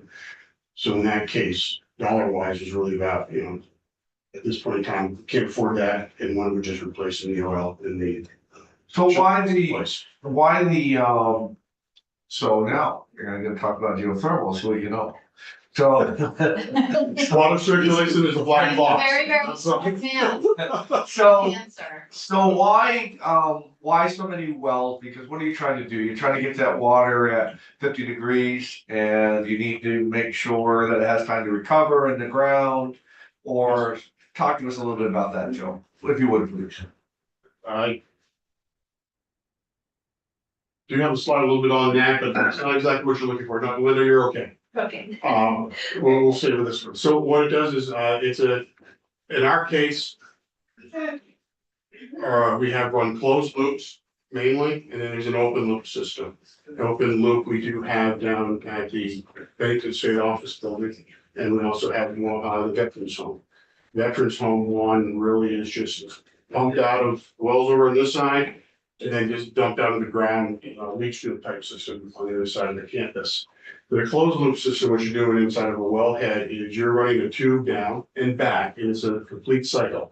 So each pump is cycling that water through, and then that goes into a machine that can mix either the hot water, warm water, and or chilled water. What you're trying to do is you're trying to get to an ideal temperature to be able to squeeze out heat energy units Yes, out of that water. that is correct, and unlike air to air, the geothermal will work year round if the system is designed for this. So that's like in Essex and Williston, it's not an issue. All new buildings that can, life cycle cost analysis where geothermal wins out. Little issues with that because of testing for wells. So in Essex, we drilled our well. We actually did a test well in advance. For some reason, we drilled it here in the well field over here. Tested out beautiful. No water, there's no water in the well in that case. The real other well we drilled, we hit a great artesian. Too much water that we had to be pumping and dumping it out while we were routing the well, put back in. So it was a bit of a chore. Even though we had added expense, it still came in low for the life cycle cost. And in Williston, for some reason, we did not test. And we got down to 350 feet or something like that and basically hit a boulder field. And your drill rigs do not like that bit wider. You can't be going through the boulder field, it just inches the drill head. And so we had to do more wells instead, just shallower. And again, though, it was still life cycle cost. Geothermal is still going to go. So if we can do it, it does work. It takes up a bit of space, and I'll show you, here in Newport, you can obviously that of a campus of that size, it's a tremendous amount of wellheads, well pumps, and electricity that's going to be running that. And they did not go much further than that to analyze that. I don't know where it would end up in the life cycle cost, but due to the number of wells that was needed, we did not continue down that road. Good. And then next slide, please.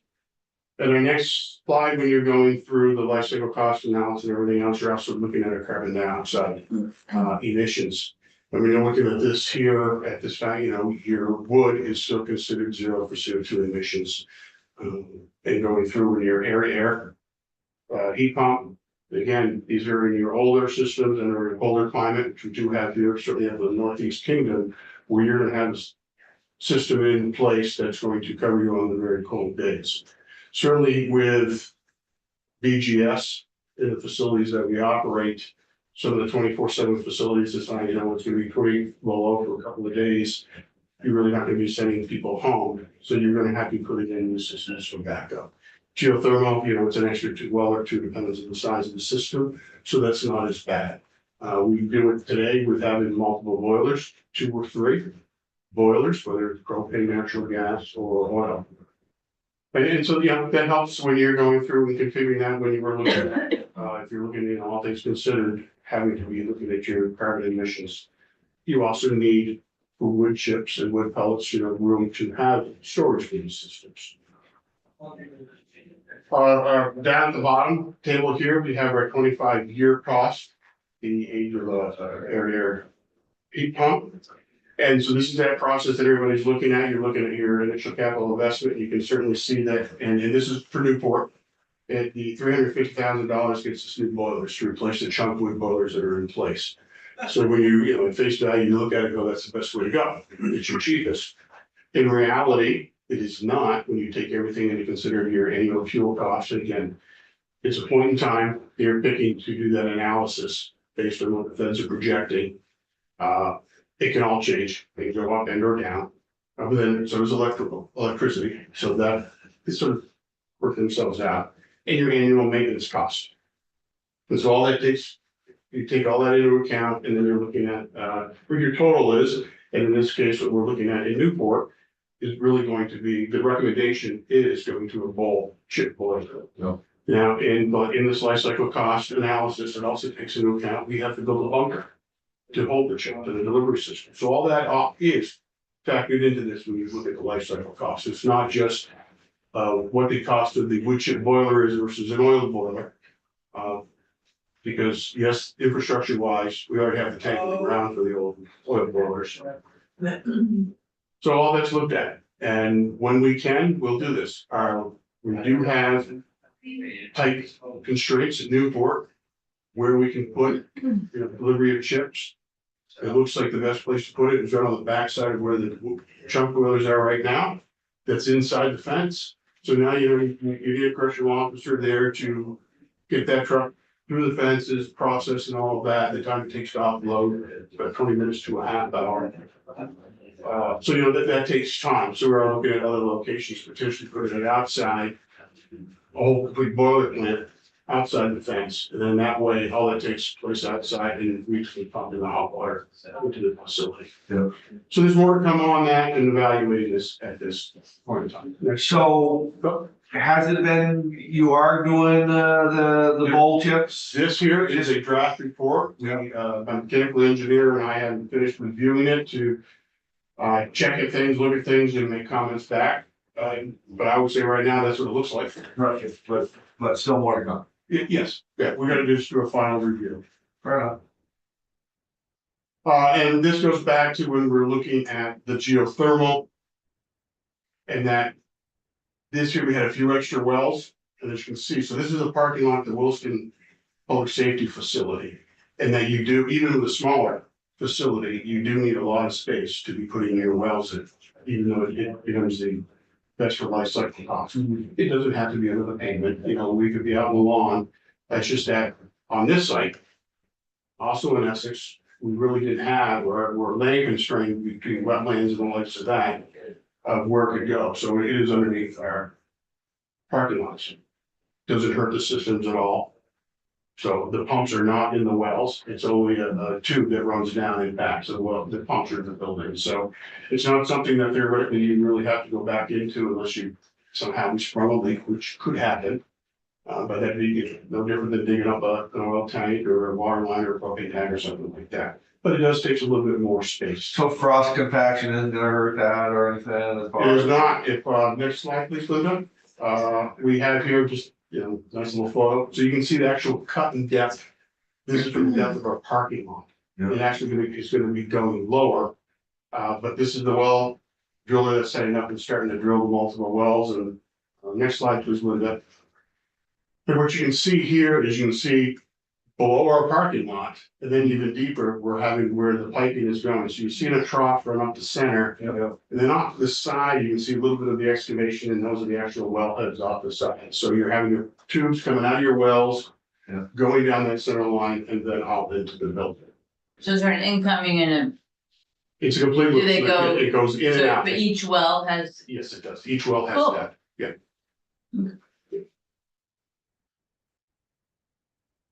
One last slide, I believe. Can we just jump in for a second and say, I believe the question was, can you fit in a geothermal well? No, you cannot. It's only about, you mean kind of 6 inches. person? And of course, Well, you all had that I think question. you were a We rabbit. had that question? Yes, you asked that question. Oh, interesting. The answer is no, you cannot. Good. it's basically a 6 inch. It could be 8, but again, it's not, Yeah. it's not a large well. And yes, you want to get bedrock as soon as you can. Yeah. There is some, another on geothermal is you want balanced loads down at Sharon. Sharon's, Vulcan Center was installed 20+ years ago. And it's been operating on basically geothermal since then, to bedrock, closed loop. But we have dropped the temperature down there on the ground 3 degrees over the years, and partly because of, there's not a lot of need for air conditioning. It was a small relatively building, but in the winter time, we're heating the sidewalks down there for snow melt. So there's that balance. It's not water we're cooling, it's the earth. So Yeah. That's interesting. it is. The 20-year period that we were able to do that, and it's, in the bedrock, it shouldn't be hurting anything, but it does reduce the efficiency of your system. That's why you want the That- bedrock So that's why you want, yes, and that's. as like a, barrier. Yes, water will work also if you have, down in Bennington, the water table was very shallow. And we are using the open system down there, and so it's good water coming in. And then going out, so that heat and or cooling is dissipated into the leach field. As opposed to being through your bedrock. And if you have Going with an open system, you can actually have less points coming in because it's always constantly fresh, cool water, roughly 50 degrees coming in, so that's a constant. Whereas in this, and that's why they're so deep and you have a loop, is because you gotta shove the heat for the cooling to have that time to dissipate and return to temperature. So Joe, the last slide is actually me. Yes, it is. Well, thank you, Professor, Joe. You're And appreciate it very much. You're welcome. You can basically ask them any building design, construction question, even operations and maintenance, and you will really try. answer. It's pretty amazing. I really enjoy it when we go around, we try to get out to each of our 6 districts at least once a year to meet staff and see buildings and, O&M employees just resonate to Joe because they always have lots of questions and they always want to pick his brain and they always want to learn from him. So it's pretty amazing to watch it. A lot of pressure. This is why he can never leave BGS. He has to be here forever and get a download degree. So the last slide was really just to reinforce the culture of energy efficiency and resilient that we've been creating inside of BGS. When I became the commissioner of BGS, one of the first things that I did was to reallocate the energy office. Prior to that, they were a direct report to the commissioner's office, but what was happening was it was creating silos. And that was not working so well across the teams. So rather than silos, which I don't like, I said, okay, we're all just gonna put you on the same teams together. So the planning folks, which Brian is a part of as the energy office manager, is now embedded in planning and property management. Well, that's where all of our planning starts. So whether we're looking at facility condition assessment reports or whether we're looking at energy efficiency assessment reports, and also our workplace integrated management system, all of the data about our buildings is all in one place and planning starts in one place. And in the future with WIMS, you'll go in and you'll pick a building and it will give you all of the information that is current on that building, including energy information, as well as again, deferred maintenance information. The goal is to make sure that when we're looking at a building, we're assessing everything about that building, which includes energy efficiency along with the deferred maintenance and really packaging those so that we get the best investment possible, right? To be the least disruptive to our tenants when we go into a building, right? We want to get in and get out. But the other thing is we're sharing costs, like one cost for a clerk of work versus doing multiple projects and paying for that clerk more than once. Or one mob demob cost for the contractor. So it's much more cost effective to do all of this work at the same time. And to do that, we also took the 2 energy related project managers and we put them on Joe's team and embedded them in design and construction. The reason why we're doing that is we want to make sure that we've got technical expertise in energy efficiency on the team. So they'll both be carrying their own projects that are being fed through what we call PPM and the WIMS program in the energy office, because it'll start with them. It will be a feeder over to the project managers working for Joe, but they'll also evaluate all of the different proposed plans for all other building projects that are going through Joe's shop and look for other opportunities for energy efficiency. So really, we're trying to embed the technical expertise and we're trying to really create that culture of energy efficiency. And this is how we're doing it. The committee, there is a bill, I'm sorry, somebody's, no, go ahead, Brian. Sorry, Chairman, so I just wanted to add to one point in the commissioner's piece about, adding people onto existing teams. Being under planning and property management now, I've actually had a couple of conversations with our leasing team who have actually taken it upon themselves to start going back to some of the landlords that we engage with and kind of push energy efficiency with them. Well, is that part of our bill? How are we addressing it there? And that's not even a mandate within the SEM because we're really focused on state-owned facilities. But it's sort of a co-benefit of breaking down the silos and being able to just talk with those people on a day-to-day basis in a way that. So what I was gonna say is that we do have a bill up on the wall that mandates or wants to mandate that BGS do what they want to, that get off at every opportunity off of fossil fuels. And so I wanted to have this meeting before we were contemplating pulling that bill off because this is what they're doing. I mean, they are trying at every choice that they can do to get off of fossil fuels. And I just thought it would be very helpful that you have this presentation and be able to see that. So Right, and the big thing that people have to understand is we still need some level of flexibility, and that's really, so we're embedding this culture, we are leading by example, but there are cases where we need to rely on fossil fuels, especially when we talk about backup systems, right? So when we talk about residential facilities where we have to make sure that no matter what happens, geothermal breaks in Essex, right? We can't leave those people in a facility that doesn't have heat, right? Cause they're there 24 hours a day, 7 days a week. Or at the prison system. That's I right. mean, what are you gonna do with those folks? You're not gonna let them, go home early. So, I mean, So that's why it's so important to have, we wanna lead by example, but we also do need some level of flexibility depending on the situation, the building, the location, the population. All of those different things are factored in when we're determining what is the right heating system or the right cooling system, for example. well, cool. We still have people waiting? We Okay, well, Well, thank you for your time. we want We to thank appreciate you. it. We apologize about being late, very much. No, your time is very valuable. Thank you for coming in. Thank you for a great presentation. Thank you, we appreciate it, and happy Valentine's They Day. had to go Yeah, to you the floor too. to get recognized and then they'll be there. Okay, that's not a problem. And thanks for mentioning the bill, because I was Right, wondering about right. that. So that's Good. why. So, Good.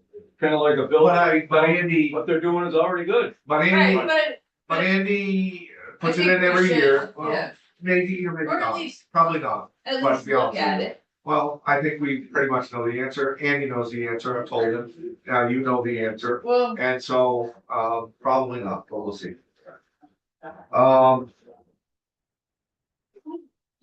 So the recovery partners are, again, they're here in the building and they wanted to spend some time here. They're gonna have an award. thank you. Thank you. See you, Joe. So, They were just, they went up to the floor because the floor was very heated on the floor. so So. They should be back in the majority. You wanna go for it? you might as well go up.